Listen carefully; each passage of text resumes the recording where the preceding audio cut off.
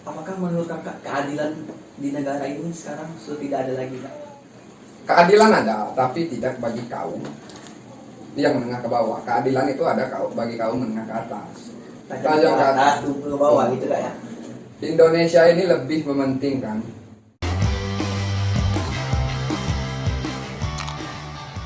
seluruhnya, poin-poinnya berbeda.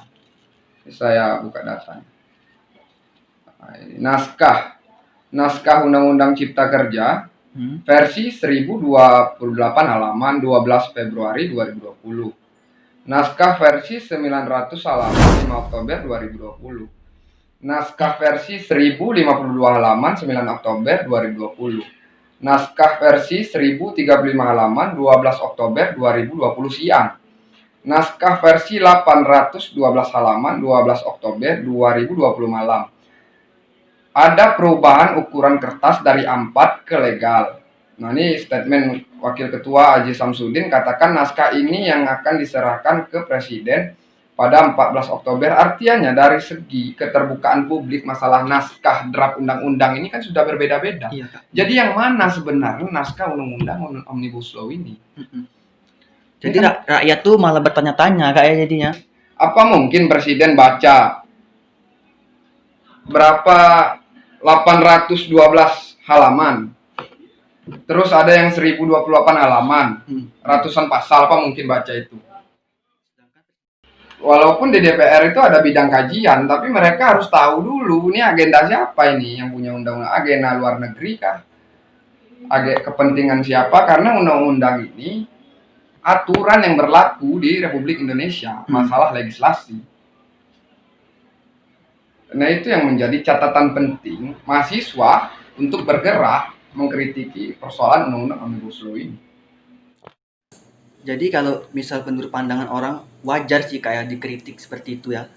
Kebanyakan ada juga nih beberapa orang yang kalau bukan membela sih, kalau ngomong ya kalian menjudge DPR seperti itu, nggak tahu kalau dia tuh kerja capek gini.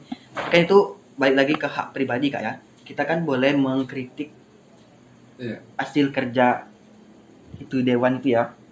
Begini, kalau orang ngomong seperti itu, kan mereka ini duduk di kursi legislatif itu, suara rakyat. Iya. Nah, kalau rakyat sudah pressure, bro, ini tolak undang-undang ini karena merugikan masyarakat, merugikan kaum buruh, kaum pekerja. Ya, dewan harus secara tidak langsung harus menolak undang-undang ini. Seperti ini, ada catatan skandal Omnibus Law. 5 Oktober 2020, DPR konon mengesahkan Undang-Undang Cipta Kerja Omnibus Law, tapi tidak satupun anggota DPR memegang naskah yang disahkan. DPR itu mengesahkan undang-undang, tapi tidak satupun anggota DPR memegang naskah yang disahkan. Jadi naskah mana yang mereka pegang itu? Jangan-jangan naskah yang salah. 6 hari setelah disahkan beredar 3 naskah. 1028 halaman, 1052 halaman, dan versi 905 halaman. Klarifikasi DPR lebih mengejutkan, undang-undang masih diperbaiki. Kalau disahkan, undang-undangnya sudah disahkan, sudah diketok palu. Tapi kok diperbaiki lagi? Berarti ada peninjauan kembali. Nah, ini kan kekeliruan publik. Maksudnya apa Dewan Perwakilan Rakyat dan pemerintah pusat? Itu yang menjadi, janganlah kita baca undang-undang dari segi pengesahan dan keterbukaan publiknya itu sudah salah besar. Nah, ini makanya mahasiswa, masyarakat, buruh ini turun ke jalan. Berarti wajar kalau kita turun ke jalan untuk menyuarakan suara kita. Dan berarti Kak, demo ini masih akan berlanjut ya? Masih lagi? Kalau agendanya? Sangat berkemungkinan. Demo ini akan terus berlanjut sampai undang-undang ini dibatalkan. Kalau kita batalkan judicial review ke MK, ada beberapa peraturan ke MK itu ketika menang di MK kembali lagi ke Presiden dan DPR. Jadi di MK itu pun tidak ada harapan. Di MK kita sudah tidak menaruh harapan lagi untuk judicial review. Jalan terakhirnya memang desakan parlemen, desakan masyarakat terhadap pemerintah pusat untuk menghentikan undang-undang ini. Tapi kalau pemerintah pusat sudah buta hati, buta pikiran, mereka main babi buta aja, tetap disahkan biarpun rakyat bertumpah darah. Tidak memikirkan rakyat. Tidak lagi memikirkan persoalan rakyat. ini kan Kak, kemarin tuh kan Kak Jokowi kan pernah tuh konferensi pers. Dia bilang kalau apa undang-undang Omnibus Law ini nggak merugikan rakyat tuh Kak. Sebenarnya yang terjadi di sosial media itu kan katanya banyak hoax tuh. Jadi tuh menurut pandang Kakak, yang mana tuh Kak yang benar Kak? Antara Jokowi konferensi pers bilang seperti itu dan berita yang beredar gitu. Yang pertama, kalau pemerintah bilang itu hoax, hoaxnya mana? Tolong jabarkan satu persatu. Jangan-jangan mereka yang membuat hoax. Kalau misalkan ini masyarakat bergerak atas dasar provokasi undang-undang Omnibus Law yang hoax. Sedangkan DPR aja tidak megang naskah draft undang-undang Cipta Kerja. Kok bisa pemerintah bilang hoax? Kalau pemerintah bilang hoax, hoaxnya yang mana? Nah, coba jabarkan yang mana hoaxnya. Nah, sampai sekarang nggak berani jawab itu pemerintah. Kalau Pak Jokowi bilang undang-undang ini untuk tidak merugikan masyarakat, tapi kok seluruh elemen masyarakat turun? Tokoh-tokoh NU, tokoh-tokoh Muhammadiyah, seluruh akademisi, akan ada forum dosen, forum doktor, profesor, mengkaji persoalan ini dan merugikan masyarakat. Berarti kan tidak memasukkan asupan publik dalam menciptakan undang-undang ini.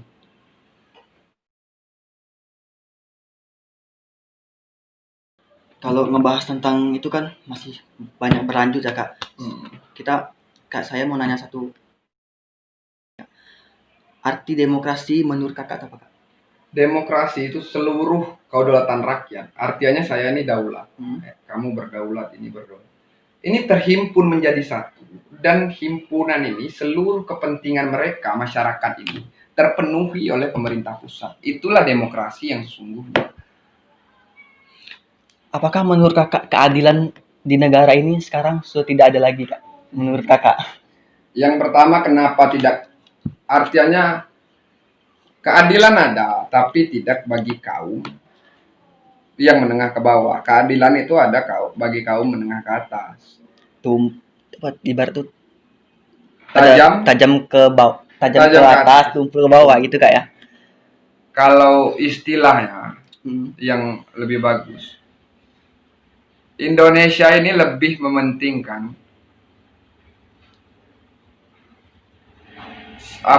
infrastruktur berat ketimbang soft infrastruktur. Infrastruktur berat misalkan pembangunan kita luar biasa besar-besaran. Tapi yang bangun siapa?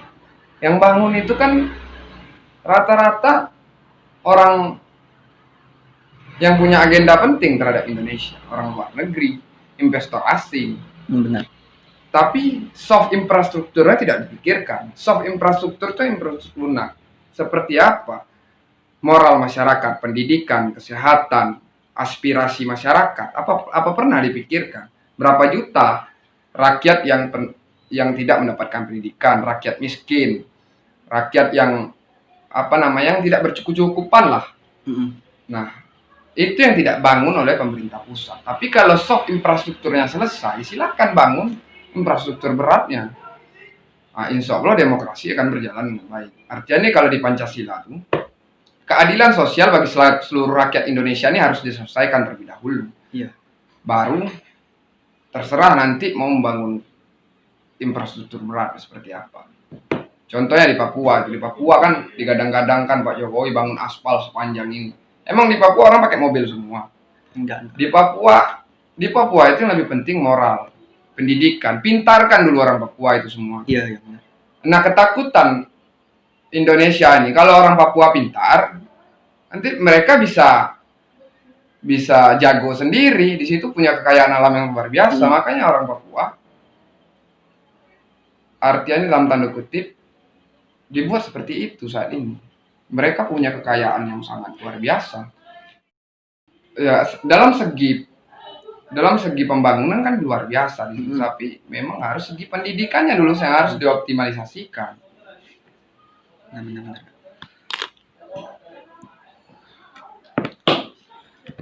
Sampai sini dulu pembahasan kita dengan Kak Arbi kali ini.